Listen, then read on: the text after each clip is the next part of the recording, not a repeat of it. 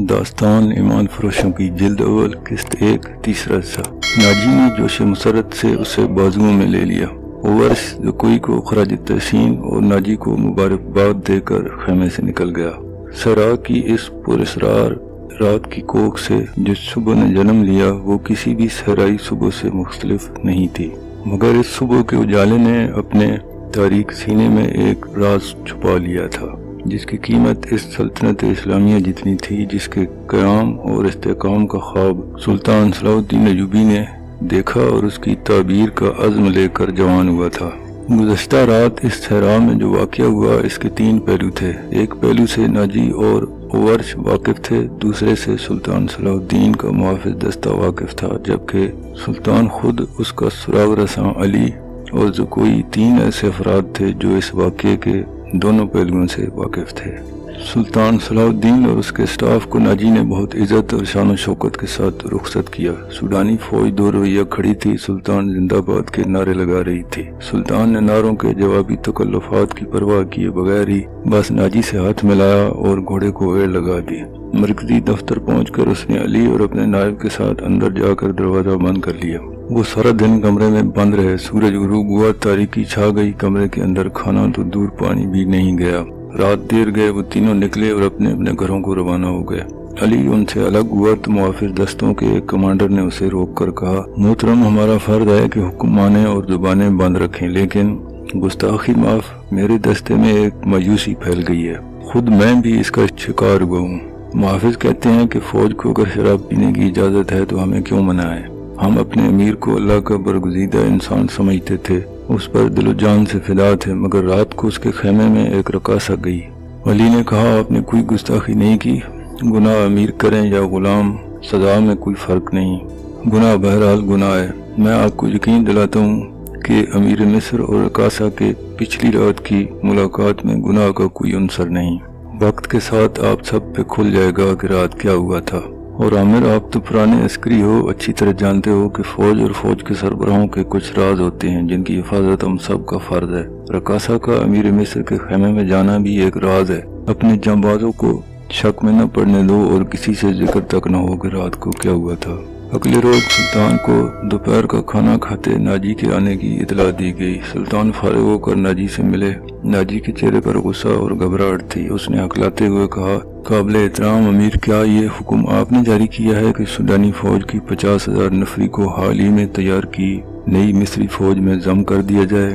ہاں ناجی، میں نے کل بہت سا وقت لگا کر گہری سوچ بچار کے بعد یہ فیصلہ کیا کہ جس فوج کے تم سالار ہو اسے مصر کی فوج میں اس طرح ضم کر دیا جائے کہ ہر دستے میں سوڈانیوں کی نفری صرف 10% ہو۔ تمہیں یہ حکم بھی مل چکا ہوگا کہ اب تم اس فوج کے سالار نہیں رہو گے، تم فوج کے مرکزی دفتر میں آ جاؤ گے۔ ناجی نے کہا، علی مقام، مجھے کس جرم کی سزا دی جا رہی ہے؟ سلطان نے کہا، اگر تمہیں یہ فیصلہ پسند نہیں تو فوج سے الگ ہو جاؤ۔ ناجی نے کہا، معلوم ہوتا ہے میرے خلاف کسی نے سازش کی ہے، آپ کو چھان بین کرنی چاہیے، مرکز میں میرے بہت سے دشمن ہیں۔ سلطان نے کہا، میرے دوست، میں نے یہ فیصلہ صرف اس لیے کیا کہ میری انتظامیہ اور فوج سے سازشوں کا خطرہ ہمیشہ کے لیے ختم ہو جائے، اور یہ کہ کسی کا عہدہ چاہے کتنا ہی بلند یا کتنا ہی ادنا کیوں نہ ہو، نہ تو وہ شراب پیے، نہ ہلڑ بازی کرے اور نہ ناچ گانوں کی فضولیات میں پڑے۔ ناجی کہنے لگا، میں نے تو حضور سے اجازت لی تھی۔ سلطان نے کہا، میں نے شراب اور ناچ گانے کی اجازت صرف اس لیے دی تھی کہ اس فوج کو اس کی اصلیت میں دیکھ سکوں جسے تم ملت اسلامیہ کی فوج کہتے ہو۔ میں 50,000 نفری کو برطرف نہیں کر سکتا، مصری فوج میں اس کو ضم کر کے اس کے کردار کو سدھار لوں گا۔ اور یہ بھی سن لو کہ ہم میں کوئی مصری، سوڈانی، شامی، اجمی نہیں ہے، ہم سب مسلمان ہیں، ہمارا جھنڈا ایک اور مذہب ایک ہے۔ ناجی کہنے لگا، میرے محترم، یہ تو سوچا ہوتا میری عزت کیا رہ جائے گی۔ سلطان نے کہا، وہی جس کے تم اہل ہو، اپنے ماضی پر نظر ڈالو، ضروری نہیں کہ اپنی کارستانیوں کی داستانیں مجھ سے ہی سنو، فوراً واپس جاؤ اور اپنی فوج کی نفری، جانور، سامان خورد و نوش وغیرہ کے کاغذات تیار کر کے میرے نائب کے حوالے کر دو۔ 7 دن کے اندر میرے حکم کی تعمیل ہو جانی چاہیے۔ ناجی نے کچھ کہنا چاہا مگر سلطان ملاقات کے کمرے سے باہر نکل گئے۔ ناجی کے خفیہ حرم میں خبر پہنچ گئی تھی کہ زکوئی کو شاہ مصر نے رات بھر شرف باریابی بخشا ہے۔ زکوئی کے خلاف حسد کی آگ پہلے ہی بھڑک رہی تھی کہ اسے آتے ہی ناجی نے اپنے پاس رکھا تھا۔ اسے इस हरम में जाने ही न दिया था जहाँ अपनी पसंद की बाकी नाचने वाली लड़कियां रहती थीं। उसने ज़कोई को अपने साथ वाला कमरा दे रखा था।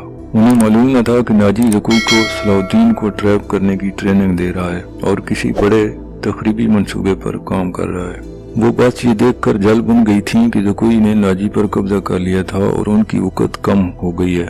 इसलिए हरम की 2 लड़कियां ज़कोई को ठिकाने लगाने का सोच रही थीं। ताज़ा खबर पर कि ज़कोई को अमीर मिस्र ने भी रात भर अपने खेमे में रखा, वो पागल हो गई थी। ज़कोई को ठिकाने लगाने का वाहिद तरीका कत्ल था।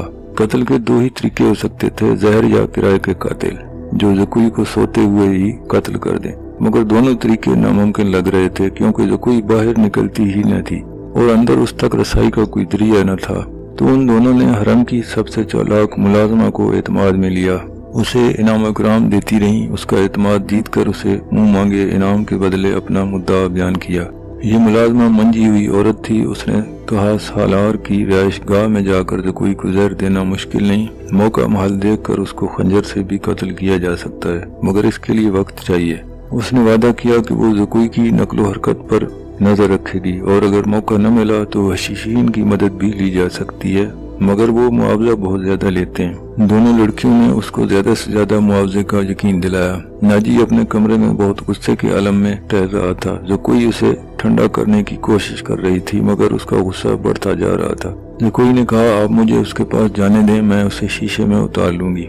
नाजी ने कहा बेकार है, वो कमबख्त हुक्मनामा जारी कर चुका जिस पर अमल भी हो चुका, मुझे उसने कहीं का नहीं छोड़ा, उस पर तुम्हारा जादू नहीं चल सका।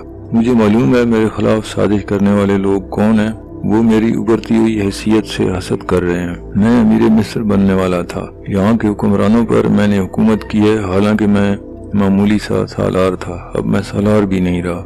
नाजी ने दरबान को बुलाकर कहा कि अवर्श को बुलाए। उसका हमराज और नायब आया तो उसने भी इसी मौजू पर बात की। वो दोनों पहले भी नए हुक्मनामे पर तफसीली तबादला ख्याल कर चुके थे, मगर जवाबी कार्रवाई के लिए किसी फैसले पर नहीं पहुंच पाए थे। अब नाजी के शैतानी दिमाग ने जवाबी कार्रवाई सोच ली थी कि 50,000 सूडानी फौज सारी हमारी वफादार है, बगावत करते हैं। इस फौज को ये कहकर बगावत पर आमादा करो कि तुम्हें मिस्र का गुलाम बनाया जा रहा है, जिस पर वर्ष ने कहा ये काम तो मिनटों में हो सकता है, मगर नई मिस्री फौज बगावत को कुचल सकती है। हुकूमत से टक्कर लेने से पहले हमें हर पहलू पर गौर करना चाहिए। नाजी ने कहा मैं गौर कर चुका हूँ, मैं ईसाई बादशाहों को मदद के लिए बुला रहा हूँ। तुम 2 पैगंबर तैयार करो, उन्हें बहुत दूर जाना है और मेरी बात बहुत गौर से सुनो। ज़कोई तुम अपने कमरे में चली जाओ। ज़कोई अपने कमरे में चली गई और वो दोनों सारी रात अपने कमरे में बैठे प्लान बनाते रहे। सुल्तान सलाउद्दीन ने दोनों फौजों को जम करने के लिए 7 दिन का वक्त दिया था। कागजी कार्रवाई होती रही, नाजी भी बज़ाहिर तामुन करता रहा। नाजी एक बार फिर सुल्तान से मिला, मगर कोई शिकायत नहीं की। तफसीली रिपोर्ट देकर कहा कि 7 दिन में दोनों फौजें एक हो जाएंगी।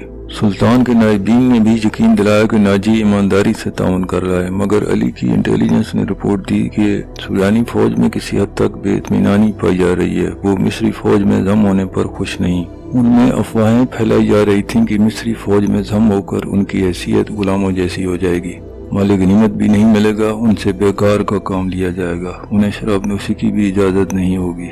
अली ने सुल्तान तक ये खबरें पहुंचा दी थी। अयूबी ने उसे कहा ये लोग तवील अरसे से ऐश की जिंदगी बसर कर रहे हैं, इन्हें ये तब्दीली फौरन हजम नहीं होगी, उम्मीद है नए हालात और माहौल के आदी हो जाएंगे।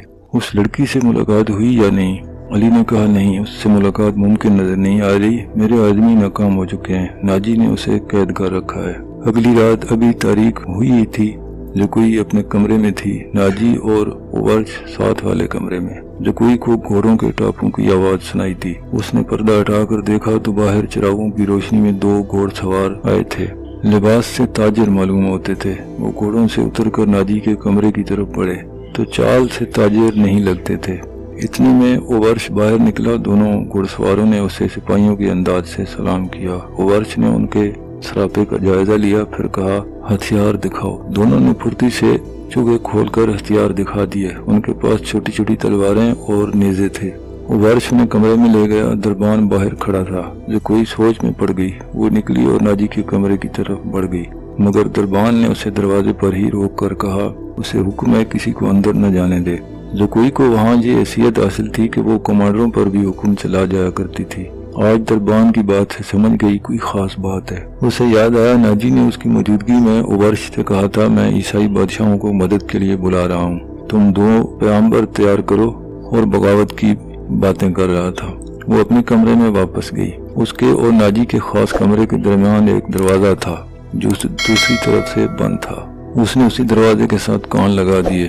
ادھر کی آوازیں سنائی دے رہی تھیں۔ ناجی کہہ رہا تھا آبادیوں سے دور رہنا، اگر کوئی مسئلہ بنے تو سب سے پہلے اس پیغام کو غائب کرنا، جان پر کھیل جانا، جو بھی تمہارے راستے میں حائل ہو اسے ختم کر دینا۔ تمہارا سفر زیادہ سے زیادہ 4 دن کا ہے، 3 دن میں ہی پہنچنے کی کوشش کرنا۔ سمت یاد کر لو، شمال مشرق۔ دونوں آدمی باہر نکلے۔ رکوئی نے دیکھا ناجی اور اوورچ انہیں الوداع کہنے کھڑے تھے۔ گھوڑ سوار تیزی سے روانہ ہو گئے۔ ناجی نے رکوئی کو بلا کر کہا کہ میں باہر جا رہا ہوں، کام لمبا ہے، دیر لگ جائے گی، تم آرام کر لو، اکیلے دل نہ لگے تو گھوم پھر لینا۔ رکوئی نے کہا ہاں، جب سے آئی ہوں باہر ہی نہیں نکلی۔ وہ چلے گئے تو رکوئی نے چوگا پہنا، کمر میں خنجر اڑسا اور حرم کی طرف چل پڑی جو کوئی 100 گز دور تھا۔ وہ یہ ظاہر کرانا چاہتی تھی کہ وہ حرم کے اندر ہی جا رہی ہے۔ دربان کو بھی اس نے یہی بتایا۔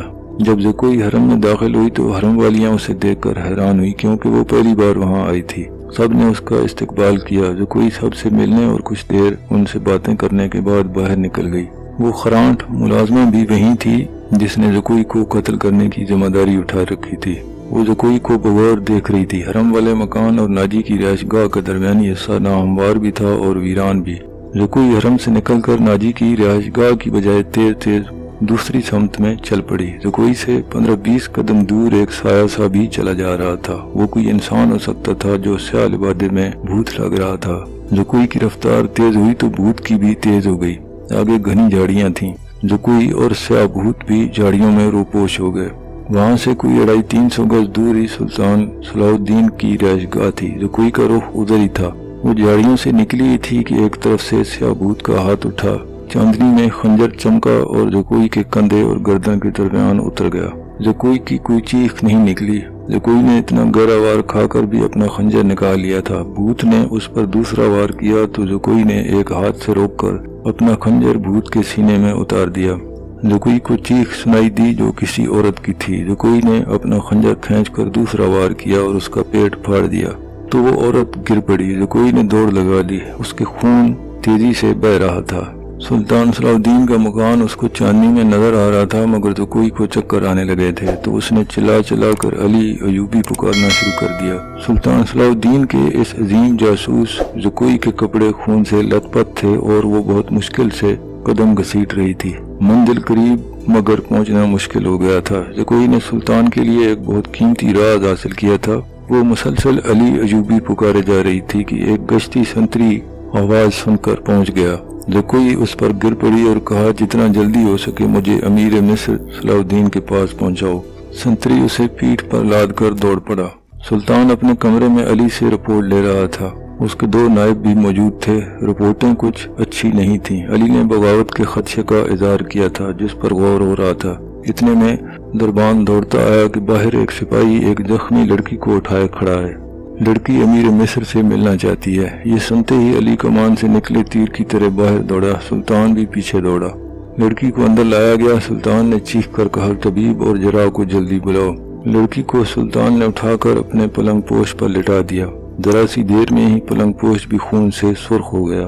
کسی کو نہ بلاؤ، میں اپنا فرض ادا کر چکی ہوں، لڑکی نے نحیف سی آواز میں کہا۔ علی نے پوچھا تمہیں زخمی کس نے کیا؟ زکوئی نے کہا پہلے میری بات سنیں۔ شمال مشرق کی طرف گھوڑ سوار دوڑا دو۔ 2 سوار جاتے نظر آئیں گے۔ دونوں کے چوہے بادامی رنگ کے ہیں۔ ایک کا گھوڑا بادامی اور دوسرے کا سیاہ رنگ کا ہے۔ بظاہر وہ تاجر لگتے ہیں۔ ان کے پاس سالار ناجی کا تحریری پیغام ہے جو اس نے عیسائی بادشاہ فرینک کو لکھا ہے۔ ناجی کی سوڈانی فوج بغاوت کرے گی، مجھے اور کچھ نہیں معلوم۔ سلطان آپ کی سلطنت سخت خطرے میں ہے، ان 2 سواروں کو راستے میں ہی پکڑ لو، تفصیل ان کے پاس ہے۔ بولتے بولتے زکوئی پر وسیع تاری ہو گئی۔ 2 طبیب آ گئے تھے۔ انہوں نے خون بند کرنے کی کوشش کی۔ زکوئی کے منہ میں دوائیاں ڈالیں جن کے اثر سے زکوئی پھر سے کچھ بولنے کے قابل ہوئی۔ ناجی نے اوورچ کے ساتھ کیا باتیں کی، زکوئی کو کیسے اپنے کمرے میں جانے کو کہا۔ ناجی کا غصہ اور بھاگ دوڑ दो सवारों का आना जाना वगैरह सब बता दिया। उस पर हमले बारे उसने बताया कि उसे नहीं मालूम उस पर हमला करने वाला कौन था। वो मुनासिब मौका देखकर इधर आ रही थी कि पीछे से किसी ने खंजर घोंप दिया। उसने अपने खंजर से उस पर जवाबी वार किया तो हमलावर की चीख बता रही थी कि वो कोई औरत थी। उसने जगह बता दी तो उसी वक्त फौजी वहां दौड़ा दिए गए। जकोई ने कहा कि वो जिंदा नहीं होगी क्योंकि मैंने वार उसके सीने और पेट पर किए थे। जकोई का बहुत ज्यादा खून बह गया था। सुल्तान सलाउद्दीन का ये जासूस अपनी आखिरी सांसें ले रहा था। जकोई ने सुल्तान का हाथ छू कर कहा, अल्लाह आपको और आपकी सल्तनत को सलामत रखे। आप शिकस्त नहीं खा सकते। मुझसे ज्यादा कोई नहीं जानता कि सुल्तान का ईमान कितना पक्का है। फिर उसने अली से कहा, मैंने कुताही तो नहीं की, आपने जो फर्ज दिया था मैंने पूरा कर दिया। अली ने कहा, तुमने इससे ज्यादा पूरा किया है। हमारे तो वहम गुमान में भी न था कि नाजी इतनी खतरनाक हद तक भी जा सकता है। मैंने तो तुम्हें सिर्फ मुखबरी के लिए भेजा था। मुझे क्या खबर थी कि तुम्हें जान की कुर्बानी देनी पड़ जाएगी। जकोई ने कहा, काश मैं मुसलमान होती। और उसके आंसू निकल आए। मेरे इस काम का जो भी मुआवजा बनता है वो मेरे अंधे बाप और बीमार माँ को पहुँचा देना, जिनकी मजबूरियों ने मुझे 12 साल की उम्र में रकासा बना दिया। हद खुली आंखों और नीम व मुस्कुराते होंठों के साथ जकोई का सर एक तरफ लुढ़क गया। तबीब ने नब्ज देखकर सर हिला दिया। जकोई की रूह उसके जख्मी जिस्म से आज़ाद हो चुकी थी। एक गैर मुस्लिम ने इस्लाम की अजमत और सुल्तान से वफादारी की खातिर जान कुर्बान कर दी थी। सुल्तान सलाउद्दीन ने कहा, ये किसी भी मजहब से थी, जकोई को पूरे एजाज के साथ दफन करो। इसने इस्लाम ही के लिए जान कुर्बान की है, अगरचे ये हमें धोखा भी दे सकती थी। दरबान ने बताया, बाहर एक औरत की लाश आ गई है। वो एक उधेड़ उम्र औरत की लाश थी। जाए वकुआ से 2 खंजर मिले थे।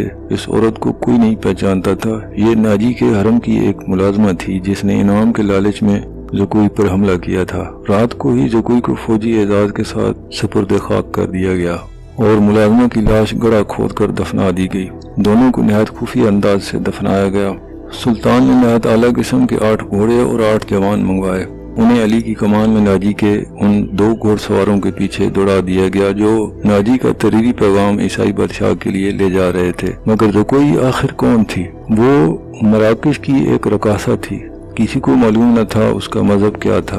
ताहम न तो वो मुसलमान थी न ईसाई। सुल्तान के चीफ जासूस अली को, जिसे सुल्तान अपने साथ मिस्र लाया था, यहाँ आकर मालूम हुआ कि यहाँ का सालार नाजी निहायत ही शैतान और साजिशी शख्स है। तो उसकी हरकत और सकनात की मॉनिटरिंग के लिए अली ने जासूसों का एक जाल बिछाया था। इसी इक़दाम से अली को यह भी मालूम हुआ था कि नाजी हशीशीन की तरह अपने मुखालफीन को जहर और हसीन लड़कियों से फांसता, अपना गर्विदा बनाता या कत्ल करवाता है। अली ने तलाशो बसियार के बाद किसी की वसातत से जकोई को मराकश से हासिल किया और खुद बुर्दा फरोश का रूप धार कर उसे नाजी के हाथ बेच दिया था। जकोई में ऐसा जादू था कि नाजी उसे सुल्तान के फंसाने के लिए इस्तेमाल करना चाहता था, लेकिन नाजी खुद उस लड़की के दाम में फंस गया और फंसा भी ऐसा कि जकोई के सामने वो अपने नायब के साथ सब राज की बातें भी किया करता था। नाजी जकोई को जश्न की रात सुल्तान के खेमे में भेजकर अपनी इस पता पर बड़ा खुश हो रहा था कि उसने सलाउद्दीन का बुत तोड़ दिया है। अब वो इस लड़की के हाथों सुल्तान अयूबी को शराब पिलाकर अपना गर्विदा बना लेगा। उसके फरिश्तों को भी इल्म न था कि जकोई सुल्तान की जासूसा थी। जकोई सुल्तान को उस रात नाजी के करतूतों और इरादों पर रिपोर्टें देती रही और हिदायत देती रही। इसके बाद जकोई सुल्तान के खेमे से निकलकर दूसरी तरफ जाकर जिस साय से मिली थी वो अली था, जिसने जकोई को मजीद हिदायत दी थी। इसके बाद जकोई नाजी के घर से बाहर न निकल सकी, जिसकी वजह से वो अली को कोई रिपोर्ट न दे सकी थी। आखिरकार उसे रात मौका मिल गया और वो ऐसी रिपोर्टें लेकर पहुंची जिनका इल्म सिर्फ अल्लाह को था या फिर नाजी और उसके नायब को। जकोई की बदनसीबी थी कि उसके खिलाफ हरम में सिर्फ इसलिए साजिश हो गई थी कि उसने नाजी पर कब्जा जमा लिया है। यह साजिश कामयाब रही और जकोई कत्ल हो गई, लेकिन मरने से पहले वो तमाम मालूमात सुल्तान तक पहुँचाने में कामयाब रही। जकोई के मरने के कुछ अर्सा बाद वो मुआवजा जो अली बिन सुफियान ने जकोई के साथ तय किया था, सुल्तान की तरफ से इनाम और वो रकम जो अली ने बुर्दा फरोश के बेस में जकोई के बदले नाजी से वसूल की थी, मराकश में जकोई के माजूर वालिदैन को अदा कर दी गई थी। मौत की उस रात के सितारे टूट चुके थे। सुबह हो गई थी और अली 8 सवारों के साथ इंतहाई तेज रफ्तारी से शमाल मशरिक की तरफ दौड़ा जा रहा था। आबादियां दूर पीछे हटती जा रही थी। अली को मालूम था कि शाह फ्रैंक के हेडक्वार्टर तक पहुंचने का रास्ता कौन सा है। रात उन्होंने घोड़ों को आराम दिया। دور کھجور کے چند درختوں میں علی کو 2 گھوڑے جاتے نظر آئے۔ علی نے اپنے دستے کو راستہ بدل کر ٹیلوں کی اوٹ میں چلنے کو کہا اور رفتار مزید تیز کر دی۔ اگلے 2 سواروں اور اس دستے کے بیچ کوئی 4 میل کا فاصلہ رہ گیا تھا۔ یہ فاصلہ تو طے ہوا لیکن گھوڑے تھک گئے تھے۔ وہ جب کھجوروں کے درختوں تک پہنچے تو 2 سوار کوئی 2 میل دور مٹی کی ایک پہاڑی کے ساتھ جا رہے تھے۔ ان کے گھوڑے بھی شاید تھک گئے تھے۔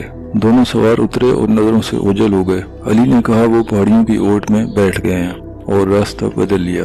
جب فاصلہ کچھ 100 گز رہ گیا تھا تو وہ دونوں بندے اوٹ سے باہر آ گئے۔ انہوں نے گھوڑوں کے سر پر دوڑنے کا شور سن لیا تھا۔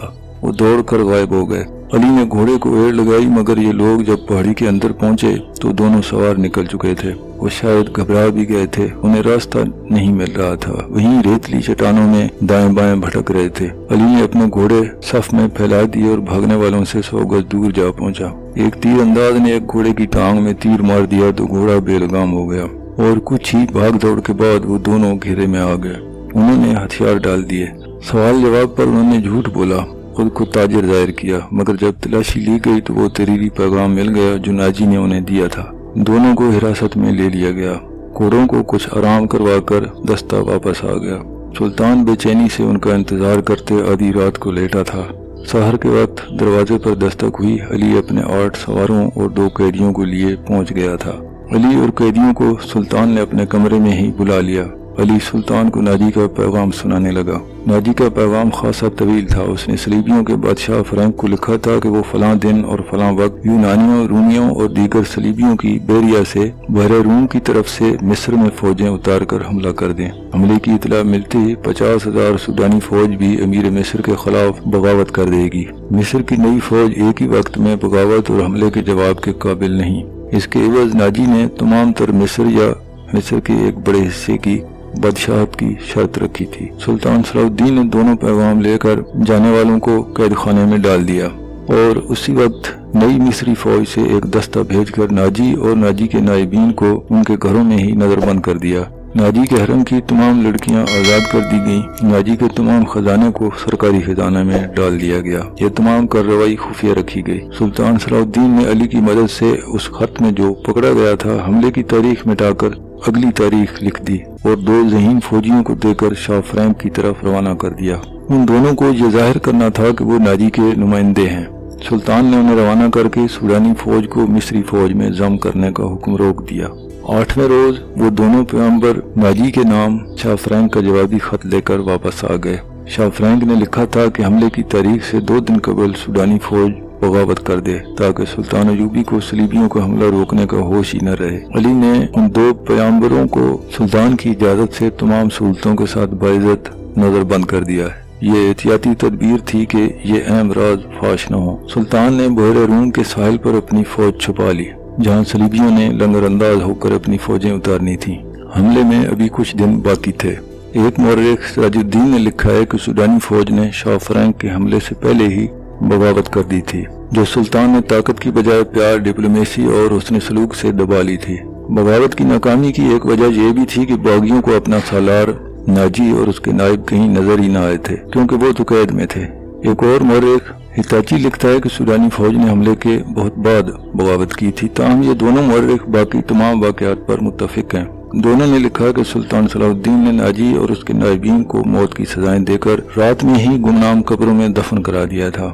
ان دونوں مورخین اور لین پول نے بھی صلیبیوں کی بیریا کے اعداد و شمار ایک جیسے ہی لکھے ہیں۔ وہ لکھتے ہیں کہ خط میں دی ہوئی تاریخ کے عین مطابق صلیبیوں کی بیریا جس میں شاہ فرینک کی، یونان کی، روم کی اور سسلی کی بیریا شامل تھیں متحدہ کمان میں بحر روم میں نمودار ہوئیں۔ مورخین کے مطابق اس بیریا میں جنگی جہازوں کی تعداد 150 تھی۔ اس فوج کا صلیبی کمانڈر آئیمیرک تھا۔ جن بادبانی کشتیوں میں رسد تھی اس کی ٹھیک تعداد کا اندازہ نہیں کیا جا سکتا۔ جہاز 2 قطاروں میں آ رہے تھے۔ سلطان صلاح الدین ایوبی نے دفاع کی کمانڈ اپنے پاس رکھی اور صلیبیوں کی بیریا کو قریب آنے دیا۔ دام بچھایا جا چکا تھا۔ سب سے پہلے بڑے جہاز لنگر انداز ہو ہی رہے تھے کہ ان پر اچانک آگ برسنے لگی۔ یہ منجنیکوں سے پھینکے ہوئے آگ کے گولے اور ایسے تیر بھی تھے جن کے پچھلے حصے جلتے ہوئے شعلے کی مانند تھے۔ اس برستی آگ نے صلیبیوں کے جہازوں کے بادبانوں کو آگ لگا دی۔ جہاز بھی لکڑی کے تھے جو فوراً ہی جل اٹھے۔ ادھر سے مسلمانوں کے چھپے ہوئے جہاز بھی آ گئے، انہوں نے بھی آگ ہی برسائی۔ یوں معلوم ہو رہا تھا جیسے بحر روم جل رہا ہو۔ صلیبیوں کے جہاز موڑنے کی کوشش میں ایک دوسرے سے ٹکرا کر ایک دوسرے کو خود ہی آگ لگانے لگے۔ جہازوں سے صلیبی فوج سمندر میں کود رہی تھی، ان میں سے جو زندہ ساحل پر آ رہے تھے وہ صلاح الدین کے فوجوں کے تیروں کا نشانہ بن رہے تھے۔ دوسری طرف شیر اسلام نور الدین زنگی نے فرانک کی سلطنت پر حملہ کر دیا تھا۔ فرانک نے اپنی فوج خشکی کے راستے مصر روانہ کر دی تھی اور خود اس وقت سمندر میں جنگی بیڑے کے ساتھ تھا۔ جب اس کو اپنی سلطنت پر حملے کی اطلاع ملی تو وہ بڑی مشکل سے اپنی جان بچا کر بھاگ گیا، مگر جب وہاں پہنچا دنیا بدل چکی تھی۔ بحر روم میں صلیبیوں کا متحدہ بیڑا تباہ ہو چکا تھا اور فوج جل اور ڈوب کر ختم ہو رہی تھی۔ صلیبیوں کا کمانڈر ایمیلرک بچ گیا تھا، اس نے ہتھیار ڈال کر صلح کی درخواست کی جو بہت بڑی رقم کے عوض منظور کر لی گئی۔ یونانیوں اور سسلی کے کچھ جہاز بچ گئے تھے، صلاح الدین نے انہیں جہاز واپس لے جانے کی اجازت دے دی، مگر راستے میں ہی ایسا طوفان آیا کہ تمام بچے کچے جہاز وہیں غرق ہو گئے۔ 19 دسمبر 1169 کے روز صلیبیوں نے اپنی شکست پر دستخط کر کے صلاح الدین ایوبی کو تاوان ادا کر دیا۔ بیشتر مورخین اور ماہرین حرب نے صلاح الدین ایوبی کی اس فتح کا سہرا سلطان کی انٹیلیجنس کے سر باندھا ہے۔ رقاصہ زکوئی کا ذکر اس دور کے ایک مراکشی وقائے نگار اسد نے کیا ہے۔ علی بن سفیان کا تعارف بھی اسی وقائے نگار کی تحریر سے ہوا۔ یہ تو صلاح الدین ایوبی کے مارکوں کی محض ابتدا ہے۔ آگے چل کر یروشلم کی فتح تک ہر موڑ پہ دسیوں ریشہ دوانیاں، صلیبیوں کا لڑکیوں کا بے دریغ استعمال، مسلمان حکمرانوں کی غداریاں اور ناقابل یقین مارکے آئیں گے۔ اس مارکے کے بعد سلطان کی زندگی پہلے سے بھی کہیں زیادہ خطروں میں گر جائے گی۔ اس سب سے یہ مرد مجاہد کیسے نمٹتا اور سرخرو ہوتا ہے، اگلی قسطیں ضرور دیکھیے۔